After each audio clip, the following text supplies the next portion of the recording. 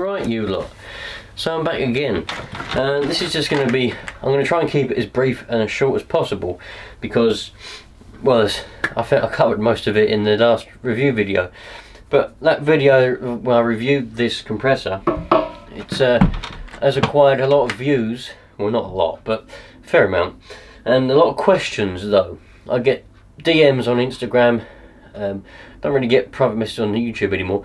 I get a lot of comments on the YouTube videos and a lot of private messages on Twitter asking what this is like after 10 months, because it was 10 months ago I posted the review on this, and I highlighted a lot of the negative things about it. I'm a positive person, I'm trying to say the positive things, but the point of a review is obviously to point out the bad things as well. So a lot of people have said, can you give us a bit of an update? They want to buy one for their business or just for their general home use. So 10 months on, and I do use it on a daily basis. I mean, I used it earlier on, still got air in it.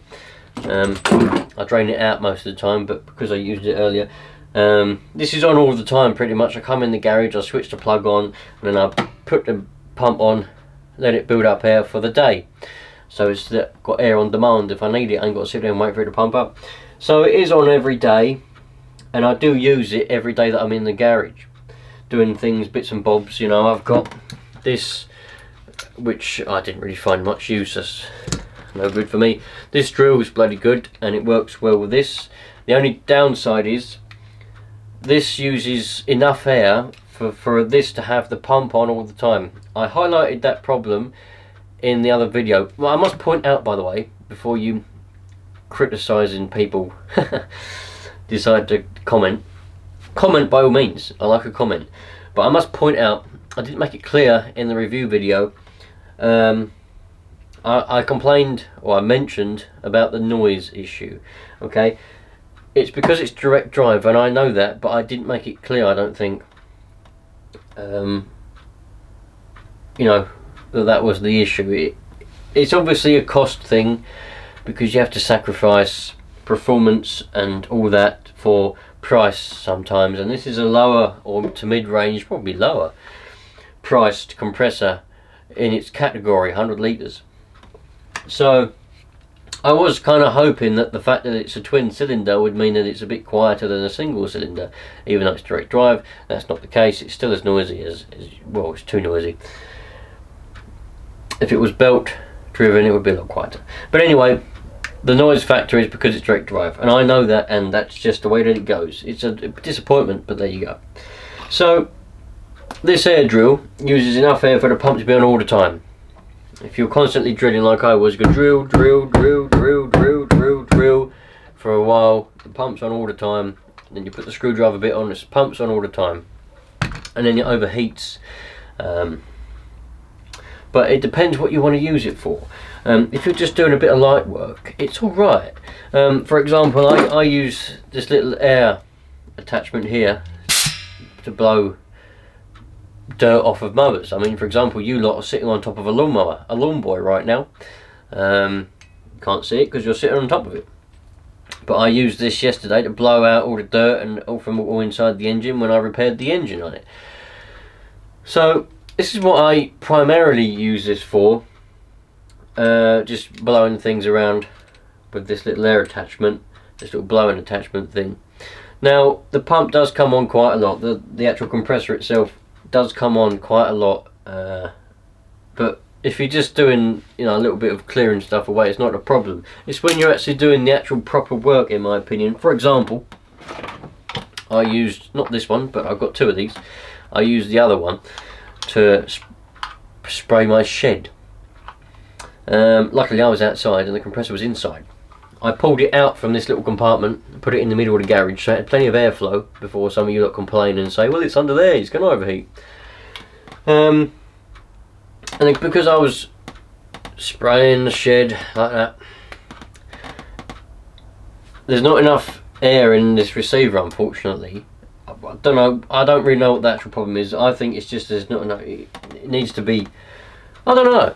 But anyway, the compressor's on all the time, which again, the noise is there all the time, But that's not even the worst part. The worst part is it overheats.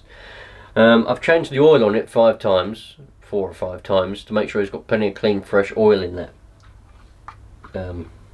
pump, using SGS oil. But because it's on all the time, it just gets hot. The thermal cutout, it must be a thermal cutout, cuts in, and you have to wait about 10-15 minutes for it to cool down, and then all of a sudden it'll spring back into life and you can carry on again. You can do about 30 seconds with this spray gun. Well, this is identical to my other one, so you can do about 30 seconds, roughly 20 to 30 seconds sort of spraying, and then the compressor will kick in. And I find that you've got 2 choices. You can either, it's obvious as well, you can either wait for it to fill up again and turn off and then do another 20 or so seconds, or you can just keep going. The pressure does drop down. The compressor itself can't keep up with the demand, so the pressure drops down, but you can still go. You can still keep spraying if you're using a sprayer. The only trouble is, like I said, the pumps on the compressor will be on all the time, which means it gets hot and then it cuts out, and then you have to wait for 10-15 minutes. And it's obviously not good for it to get that hot either. So if you're going to be doing a lot of spraying, I wouldn't recommend this compressor. If you're going to be doing anything that demands a lot of air, like I had a little jackhammer, I can't find it, it's over there somewhere, and I would, you know, just a little handheld one, like a drill. Looks like a drill, it does. Breaking up a bit of concrete I was. Again, using so much air, the compressor was on all the time, so that was a noisy thing. I know that if you have a 100-litre compressor and you want to use tools that require a lot more air, you're going to need to get a bigger compressor. I know that.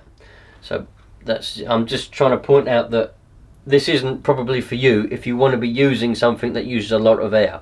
I was hoping I was going to be able to do a bit more of me painting without the compressor being on, because of the, you know, I'm in a neighbourhood, so the noise, you can hear this all the way out at the front. This is in the back garden, right down the back of the garden.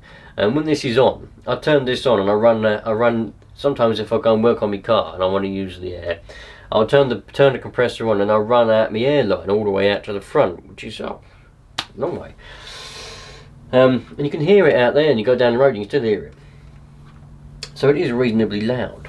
So that can be a problem, but I highlighted all that in that review video. And as I said, the quality, the build quality is outstanding. It's wonderful. The build quality is brilliant. SGS have got the build of this, and all the design's good as well. It's all fantastic. I have no problem with the build quality. All the fittings, the air fittings, the gauges, the pump, the motor, everything, all their air lines are all really, really good quality. I have no trouble with that whatsoever. The only reason I point out the negative factors is to let you lot know, if you're looking for something that's quiet and if you're looking for something that can handle a lot of use, like I said, if you're doing a lot of painting or whatever, then this isn't for you. You need to go and get yourself either a bigger compressor or the same literage, 100 litres, with a belt drive system to drive a motor with a belt on to drive the pump, the compressor. Because, you know, if you want a quiet one, that's what you need. If you're not worried about noise, then fair enough. You know, so that's the only reason I'm pointing that out. But it's, you know, it's all right. I still haven't. Another thing I pointed out in that review video, and no, I haven't managed to rectify it yet, and I don't think I will be able to, is I was a little bit disappointed because, well, how shall I put it? If something's advertised to work, and that to work the way that it's supposed to do, and you think, oh, that says that it will do what I want it to do, and then when you get it, it doesn't do what it's advertised to do, which means it doesn't do what you want it to do, there's a problem. Now, I highlighted the problem of that they sell this impact gun Like, you can get this as a kit. I believe it, I'm pretty sure it is this one you can get as a kit with the compressor. Well, you could at the time of me buying it. I don't think you can anymore. I think they've got their new range out now. And it says, well, it'll undo wheel nuts. You should better undo some wheel nuts, but it won't undo wheel nuts. I've got a battery powered Ryobi nut runner that will undo wheel nuts and do them back up. This one can't undo them, and it won't undo ones that's done up, and it won't do ones up very tight either. So if they market this to work with this compressor and they sell it as a bundle, surely it should work. You know, there's some people that have said to me, yes, it's not the compressor that's the problem, it's the impact gun is not enough power to undo wheel nuts. Alright, fair enough, and I probably agree, because they do a more powerful one. If you was to hook that up to one of these, this compressor probably would do the job, but that's not the point. If you combine this with that, then it should work with that. It should better undo wheel nuts. The whole point of that is pretty much to undo wheel nuts. So no, I haven't rectified that. There's a few people that have said, have I managed to get that to work, because they're looking to buy this compressor with a bundle of that as well, and they wanted it purely to undo wheel nuts. I think they was doing a lot of tyres or whatever. I've had a few tyre businesses. Was this a good compressor to have for my tyre fitting business? No, it ain't. You want a belt driven one. It's a lot quieter, and you also want a bit of a bigger one, a bit more airflow, I reckon, because it's not adequate for that. What it is good for, it's good if you just want it in a garage like me, just using your little air blowing attachment, the odd drill here and there.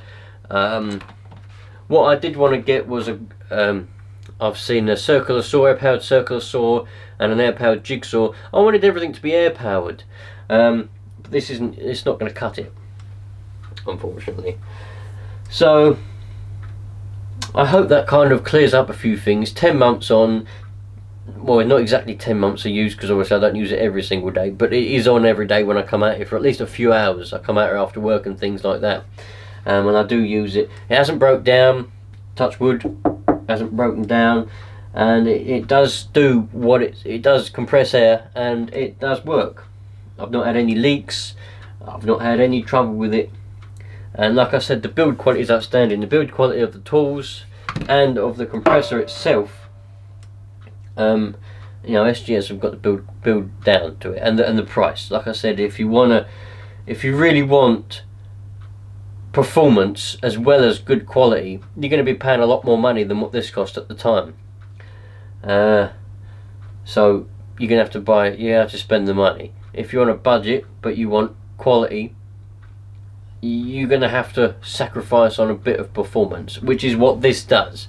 You get outstanding quality, build quality, and material quality as well. The material is good material as well as the build quality, but you do sacrifice on the performance. For example, noise. Okay, because obviously they put it as a direct drive because it's cheaper to do than a belt driven one. If you go and look up all the belt driven ones, they're a lot more expensive than these are. I dare say if this was belt driven, it would be more expensive because you've got more components and everything like that. So yeah, I hope I haven't missed anything. Sorry if I rambled.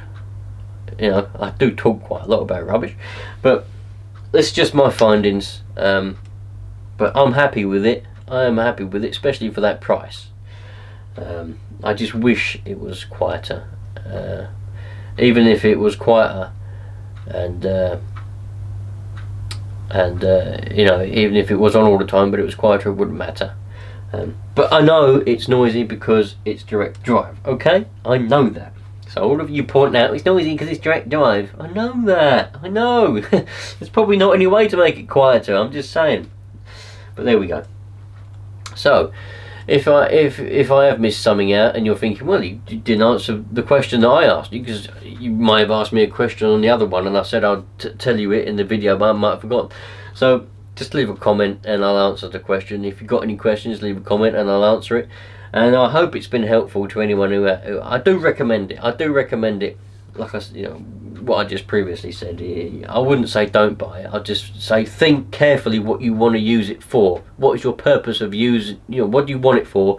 And think: do I need one that is direct drive, and do I need one, you know, like this, or do I need a bit more, spend a bit more money and to get a belt driven one that can handle a little bit more use in one go. Just think carefully about what you're going to buy. So thanks for watching. I do reviews and other things, and I'll repair lawnmowers and explore buildings and go all over the place. So think about subscribing, please, if that's your thing. And there'll be many things to come up this summer. Thanks for watching. Take care. I'll see you on the next one, dudes.